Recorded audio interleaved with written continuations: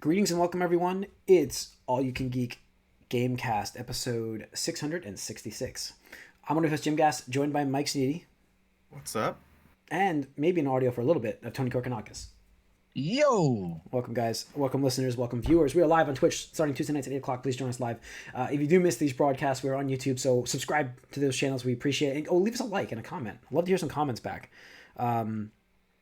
So we appreciate that, guys. All right, Mike and Tony. Tony, actually, give me what you've been up to in case you have to go. Let's see. I finished Octopath Traveler 2, which was excellent. Yeah. Love that game. The last boss actually wiped me several times. Just because I had to really develop different strategies to what I was using all game to overcome the, I don't want to say gimmick, but like the novelty of what it was asking during the last fight. And I was like, oh shit, this is cool. But also at the same time, I was not quite prepared for this. Got it. So it took me probably like an hour and a half of like tinkering and attempts to try it. But very good, very good. So then while I was waiting for Cyberpunk's Phantom Liberty DLC to come out today, over the weekend, I did install Starfield and boot it up just to see, right? I was just like, well, you know what? Let me just play it for a little bit. And if it grabs me, you know, I could delay on Cyberpunk a little bit. But, and I don't want to bash it because I only played probably like an hour and a half or so. But I don't know whose idea it was to have you start off just mining. Yeah. Because I was just like, this is boring as shit. Like, what are you talking about? Dude, like, go here and mine this. I was like, dude, come on, man. Like, why? I want to talk about this too. And Mike, I mean, that part is not that long, but it is. No, it's not that long, part. but it doesn't grab me, So- right? Like, No. here's my gripe. And okay, so just I'll get to Baldur's Gate, and there's a reason I almost was done with Baldur's Gate. We'll get into it. I'm not.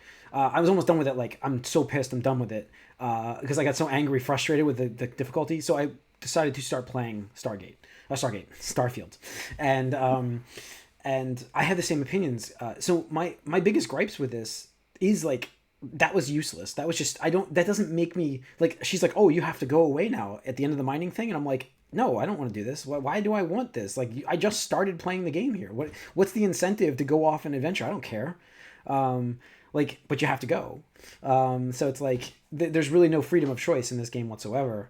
And coming from Baldur's Gate, it's kind of like, wow, that's kind of very limited. But like that, I just feel like this game is dull. Like, I'm sorry. Like, I've played maybe an hour. It's only an hour. It's not far. Probably an hour of it. And I just feel like it's dull. And I'm sorry if I have to play this game for 20 hours to find out it's not dull. I'm sorry that's fucking ridiculous. And I just feel like the combat's fine. It's nothing great. What does this do that's better? What does this do better than Fallout 3? 3, which was like the greatest Fallout game. You can argue New Vegas or whatever it is, but go ahead. What does it do better than those? There's just more, really. It's bigger. I don't think it looks better. I don't think it looks great. The characters seem ghosts. Like, they don't seem like they're soulless. The characters seem soulless to me in this game. I feel like I had better emotions coming from Mass Effect. A big step up from any other Bethesda game visually. Sure. some of the environments, yeah, I would agree with. But honestly, the thing is, and again, I literally did like the intro, I did the space combat, and I did the first like field mission or whatever like that. Yeah, we're in the same spot. Okay, the same. Okay. I did the same. And like, it's fine. Like, it's not bad. But honestly, the biggest thing for me is I'm just like, this feels like I'm playing an Xbox 360 game. Like, not graphically, but I mean, like, it feels just like, hey, this could sit right along Fallout 3, Fallout New Vegas. That's what I'm saying. Like, I love Fallout 3. That was like my game of the year. But what does it do? What does it improve upon? What was it improve upon? It's been how many years? Like, what does it bring that's new? The whole space thing. You have a ship that you build and can customize. You have dogfighting in it, and yeah, you can go to these planets and. But that's even limited. Like, that's very controlling about what you do in this game and how you get to these planets. It's not like a free flight. You have to like zoom out. There's a lot of loading.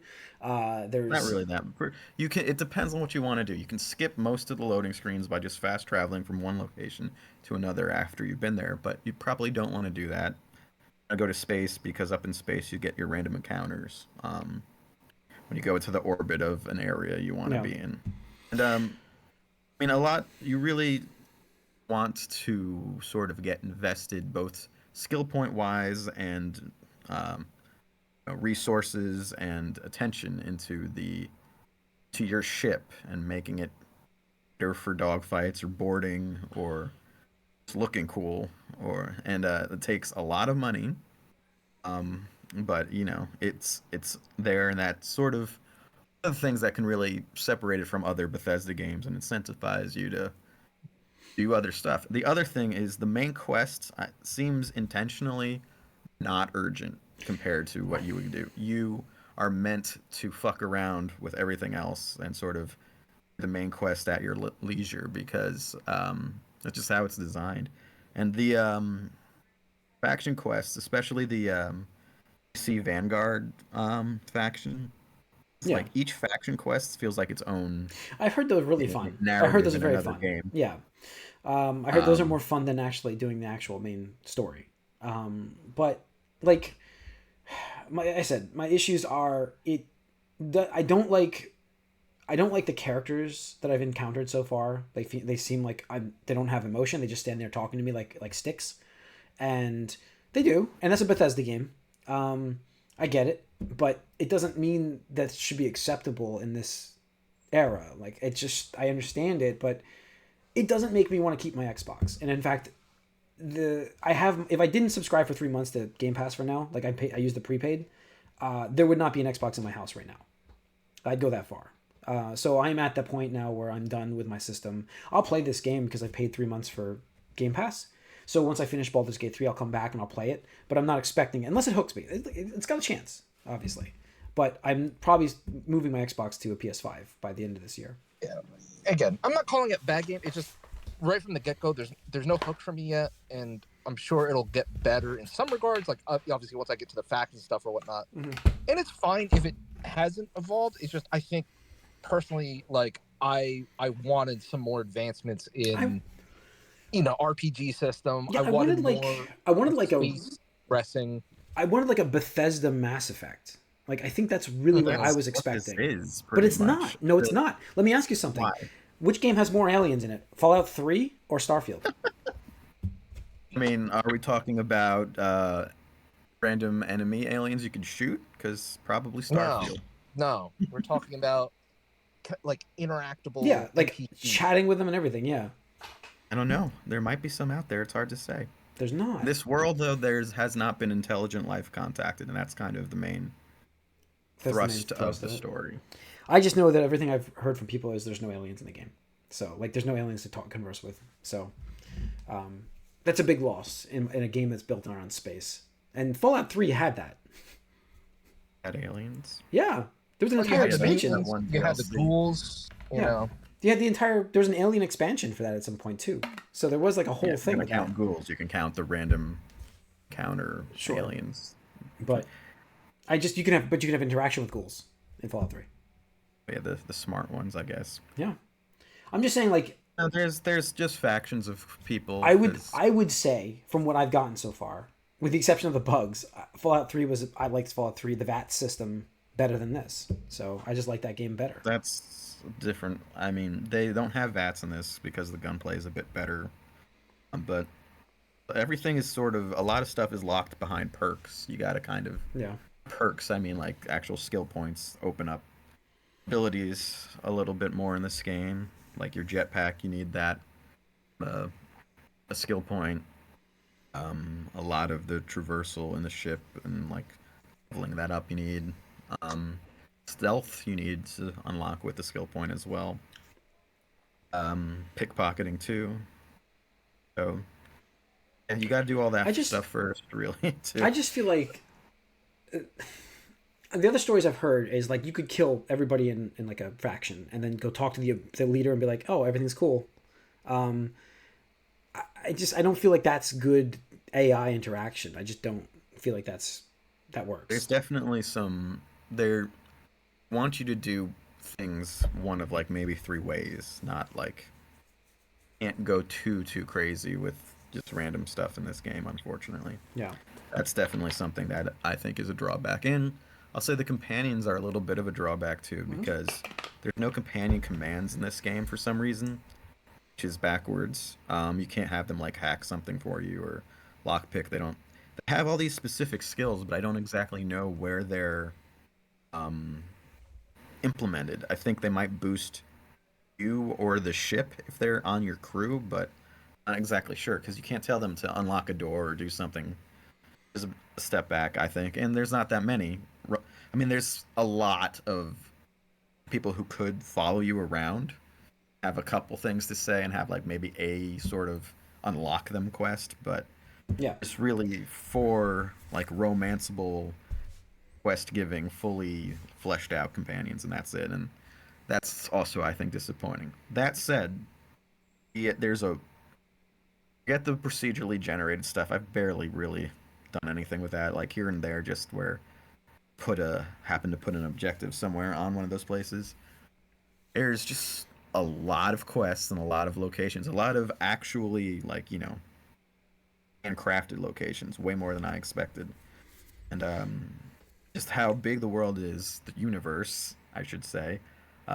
It gives you the impression that there can be the middle of nowhere. So when you come across something in what you think is the middle of nowhere, you're like, oh, what is this doing here? And you find like a spaceship or space station out like on like some moon, and you're like, oh, okay. I didn't, and you go in, and it's a full like handcrafted like little, you know, like, I don't know, like a medical place or something that has its own like little lore and people talking to you and stuff. So there's a lot more to it, and also I would say those quests that you would get in other Bethesda games where it would literally be like an activity, like Hmm. you overhear like a guard saying something.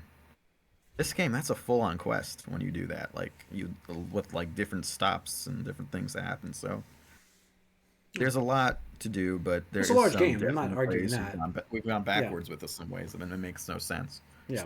That's what I'm saying. So we'll see when we get into it more. Um, all right, cool. Anything else, Tony? I think he left. Oh, you left. Okay.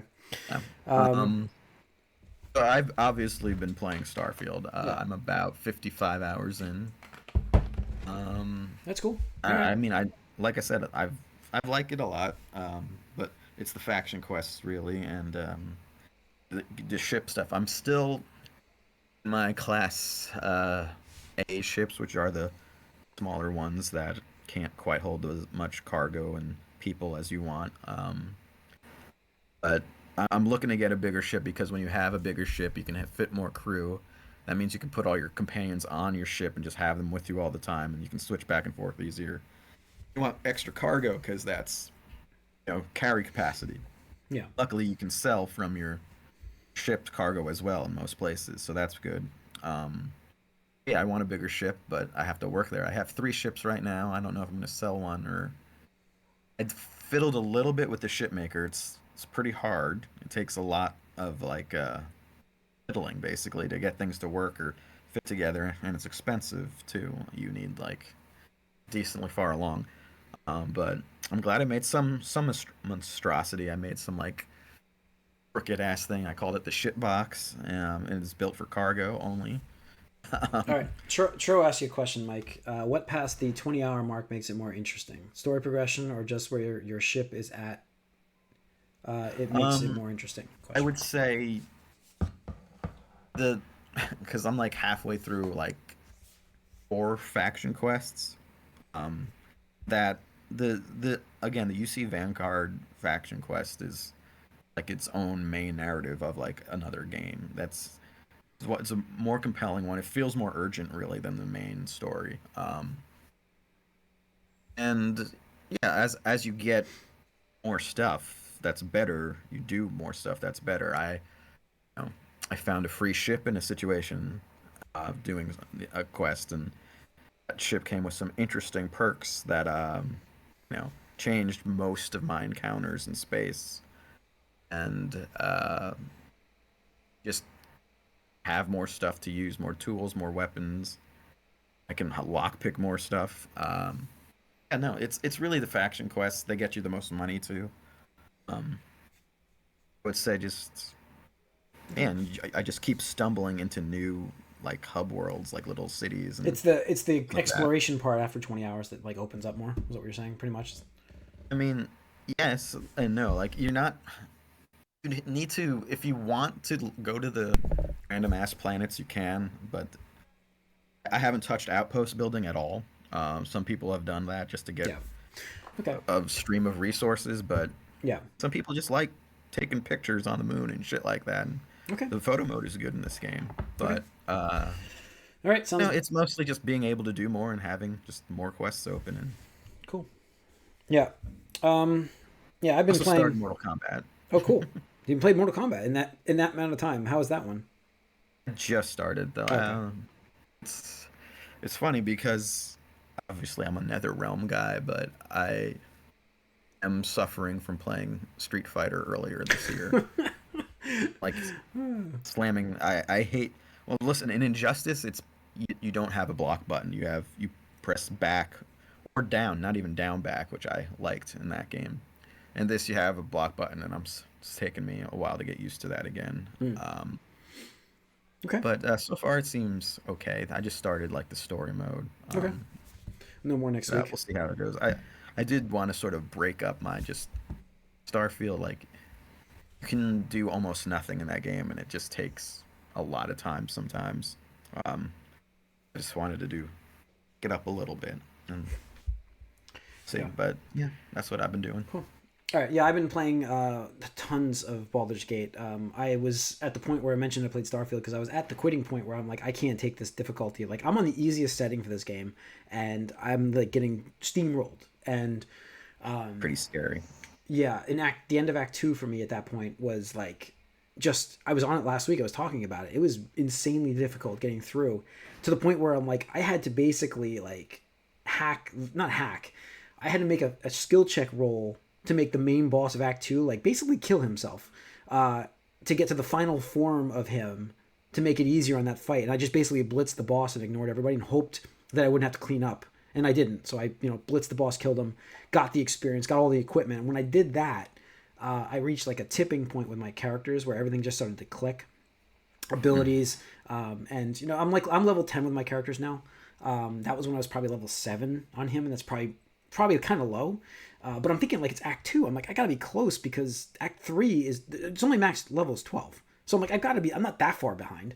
But I reached a tipping point. I got more into the city of Baldur's Gate finally in Act 3. I'm doing like a murder mystery discovery thing and doing the main mission. I'm actually in the middle of a main mission right now where I pulled too much. I'm gonna have to restart it. I'm like in the middle of the fight. I'm like, oh, I just screwed this fight up. Like that's the problem with the game. Like you can be in the middle of a fight and then just mess up a roll or just move your character wrong and trigger somebody else to join the fight. And you're like, I don't have the resources. I can't survive this. And I'm already tapped out. So I'm like, I'm fighting like 30 guys in the fight right now. And I'm like, I just can't handle that many people in this game because I'm pretty powerful in the game now. But I'm like, it's just, I haven't really, I will say that the choices, like the fun stories I talked about earlier in the game have more gone away now that I know a direction of what I want to do. I did let a guy die to try to catch the villain. I had an option. I'm like, well, I tried to get him the first time and he got away from me. So this time around, I let him kill the person, and then I got him because he was distracted. I was able to jump him. So I did let that happen. So I'm not playing an evil character. I'm a bad guy, but I do help people. Like, I just saved a bunch of other people by letting him kill that person. I just killed him. Now he can't go kill the other 5 people he was supposed to go kill. So that was the idea. And I'm playing basically like on solo in Starfield. So yeah, I mean, I'm basically playing. Steal. I'm basically Kill playing. people if they threaten me, but my circle of welcome is based on myself, which was the first part of this game, and now it's gone out to the circle of my actual friends. And they're first. I don't care about anybody else. a tight-knit group there. Yeah, like it's like the world's there and they want me to help people. And I'm like, no, because if it's too difficult, it's really more about my group and us getting our help first. And then if I can, I will help you. But it's not my priority. So I just told this one person that I'm going to help them. And then I ended up saying, I'm not going over there to help these people. It's going to take way too long. So I just stormed the gates, and that's where I think I've pulled too many people. But it's fun. It's challenging, and I'm on the easiest difficulty, and it is challenging. That scares me a little bit if I ever do get to There's this just game. the thing is like, and then Churro mentioned it Amazing last week, and Churro, thank you again, thank you for joining us on the show. Churro mentioned it last week about the barrels when I was talking about the experience I had, and he reminded me like that. They reminded me that there's just so many other aspects of this game rather than just directly attacking that I have to start exploiting. And that's what opened up more of the combat for me is terrain, elevation. It's just stuff that you don't even really like think about. I wasn't really using until now Act 3. And once I started using that, it's been way more successful, way more damage, way more crits, way more like explosive stuff. And using the enemies against themselves. Like if somebody's going to blow up, I push them into somebody else and let them blow up. I really try to use the other. There's so many. The thing with this game, Mike, is there's so many abilities. Like I've got like 4 dial wheels full of like 16 abilities on each dial wheel. So you're like, what am I going to do in this fight? Like I don't think I've ever tried this spell, so I'm like, I'm going to try it. And so it's like there's so many things I've found what I like, but I'm like, there's got to be something else I can try. So like this fight, I wasted 2 spells because I didn't know that they wouldn't work on these characters, but now I've learned it. So, So you would say this is more complicated than Midnight Suns, right? oh, way more, way more. It's way more fun. The fun sandbox world that you can do with this. The experiences are awesome. Right now. This is my game of the year, I believe. Like I just don't see this losing to Zelda. I mean, like it's awesome. Yeah, that's what it appeals to me more. Like the actual turn-based combat doesn't really, but like this game, the as long fact as it that sticks the landing it's for me. the more malleable stories and characters and But I mean, I was legitimately like, I was so close to quitting, and then I started playing Starfield. I'm like, no, I'm not done with this. I picked it back up and I stuck with it, and I'm like really happy that I stuck with it because now it's like I've hit that tipping point where the combat. There's fights I know I can handle and I just can blitz them and not worry. This is, you know what I mean? Like, these guys have 20 hit points. They're going to be destroyed. And then there's ones where they have like 144 and you're like, okay, I got to really think about this a little more. Yeah, I mean, it's there's so much to that game. So anyways, that's all I've been playing, and I played a lot of it. So I'm going to play more of it this week. So hopefully I'll have it done this week. That's what I'm hoping for. we'll see if I ever get to that. There's so much to play this fall. That's what my goal is to get to. Like I said, I'm gonna probably get a PS5 because I think my intrigue for Spider-Man is just too great. I have to play it. So I'd rather play that than Starfield at this point. Like Starfield is fine. I'm sure it's a fine game, but it's not going to be anywhere near the game that Spider-Man 2 is. I'm sure. Like at this point, I've come to that conclusion myself. Like I'm going to enjoy Spider-Man 2 more than I'm going to enjoy Starfield. Like that's what I've come to in my head right now. That I'm going to conclude that. Not to mention. Right now I've played Zelda and then I've played Baldur's Gate and I'm like, do I really want to go right into Starfield?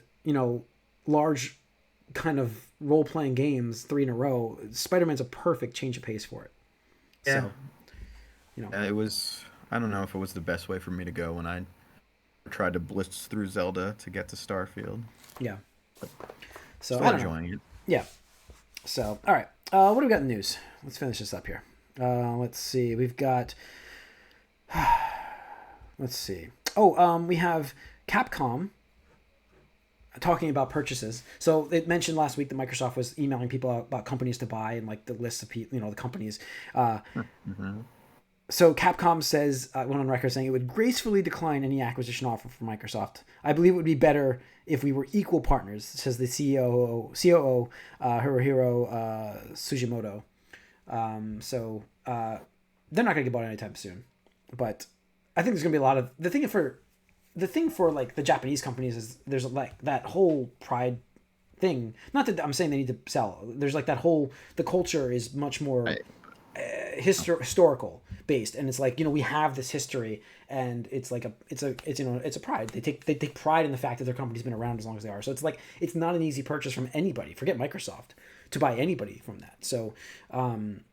That's where I believe that, Microsoft has no shot for these companies to do this. Any of these companies. Until they get desperate enough. Yeah. So let's see what else we have here. We've got Sony. They really want them.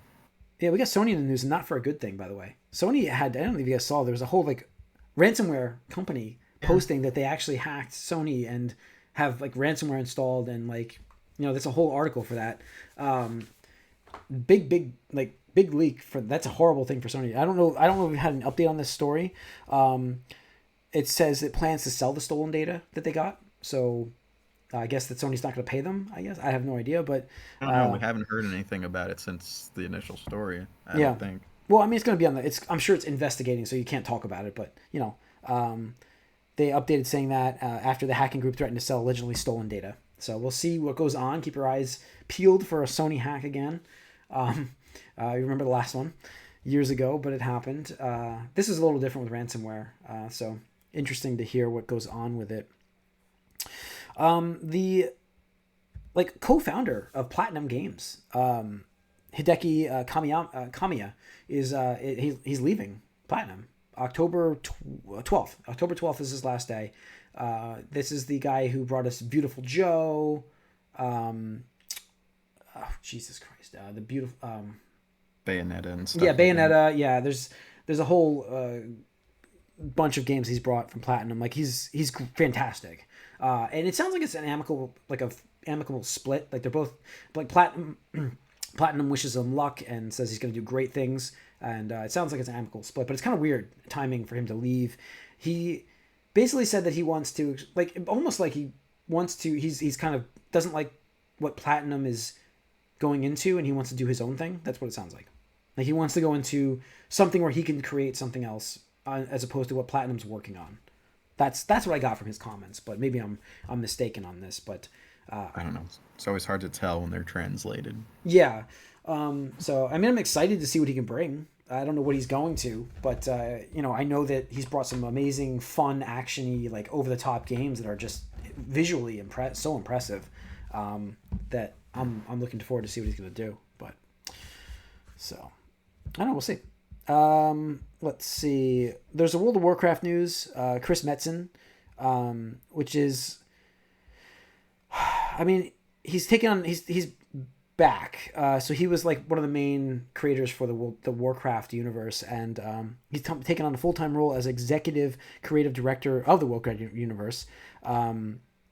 So he was instrumental in developing foundations of the Warcraft universe, and we are thrilled to have him rejoin our teams in shaping what's to come. I know this is received very well from the Warcraft fans because like his lore, his like what he brought has been very impressive. He was working on World of Warcraft stuff. There's not a lot of Blizzard love right now out there. I know that. We've talked about it on this podcast. So I think this is very good news to bring somebody in that has this respect in the industry. Churro, I don't think that Churro just said that drama with Blizzard's done. So they have to come back. Let's hold that for now. I wouldn't go that far to say that the drama is done yet, but it's trending in the right direction with this guy coming back. So I'm hoping that this means good thing. This would be like great for the Warcraft, because I feel like Warcraft, just forget the World of Warcraft game. Like I think they should be doing more with that franchise. Like I just think that's got such a great history, and we've gotten nothing from them with this. It's just like let's bring something back. Let's do some cool stuff. That's what I want. I don't know how Warcraft game would translate to these to nowadays, but I think it would be kind of fun. I think we're ready for one. I don't know. Is that a real-time strategy game? Yeah. There's an RTS. A lot of fun. I used to love that game. Oh my god, Warcraft 3. So good. I love that game. Let's see. What else do we have in the news? SAG-AFTRA members vote to authorize video game strike.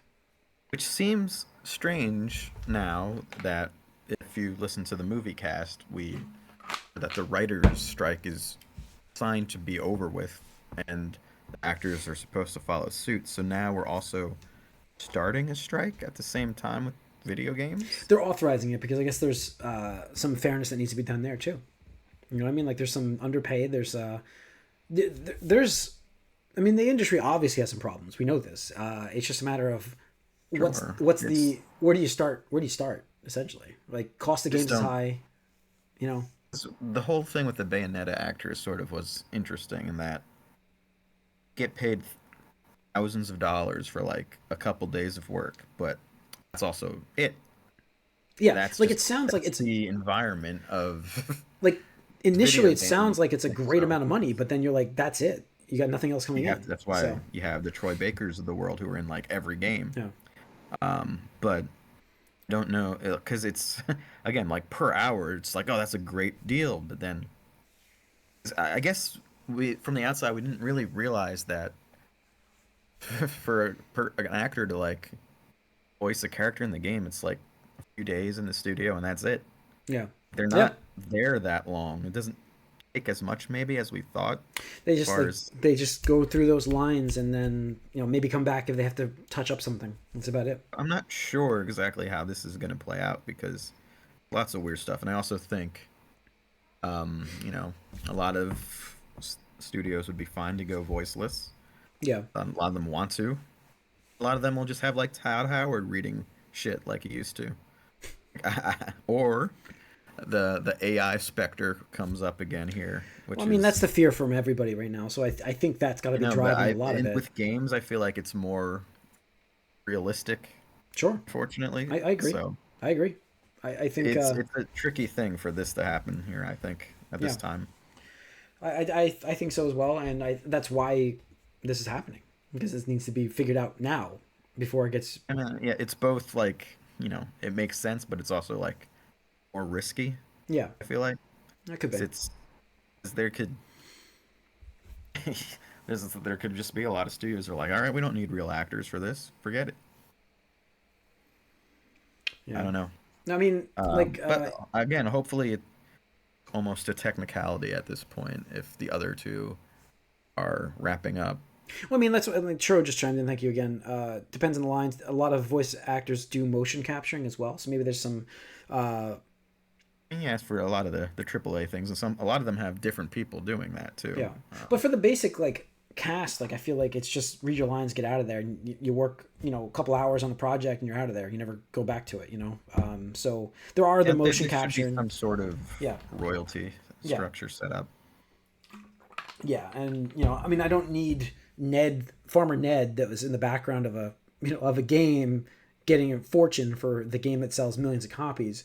But you have to understand that guy's probably trying to get every job that he can, and you got to understand like that's what this is about. It's not really about the big guys. It's about the guys that are just that's like it's just like the actors strike. It's not about Scarlett Johansson. It's about like I have a friend who's an actor that it's about like him. He's working, tries to get work all the time, and it's what I mean, like that's it. So it's more about the little guys getting their fare, and we'll see what comes out with it. I think what's going to come out with the actors is going to be translated more for what we get here too. I think it's going to all kind of shake down pretty similar. But the weird thing about in video games is the big guys too are like Even make them, like yes, $4,000 sure, on something that, as like the lead, yes, and that a lead of a game that sells like 6 million copies, and that's it. yeah. No, even then, So you're right. it's just You're it's right. just strange. It's so almost like tipping culture in a way. Like the way it's set up is so strange and weird. Like it's gonna be hard to Yeah, truly overhaul it in a way that feels fair if you're really gonna break everything down like that, because it's just set up for these little bits and pieces here and there, kind of the way yeah. No, I get it. it's been done. So we'll see.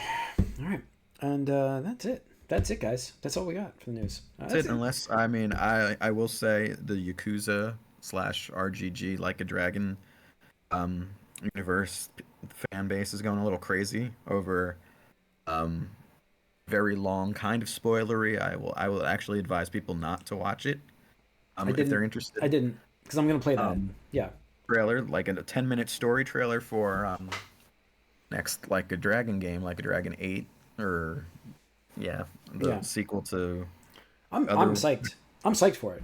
So But I will say,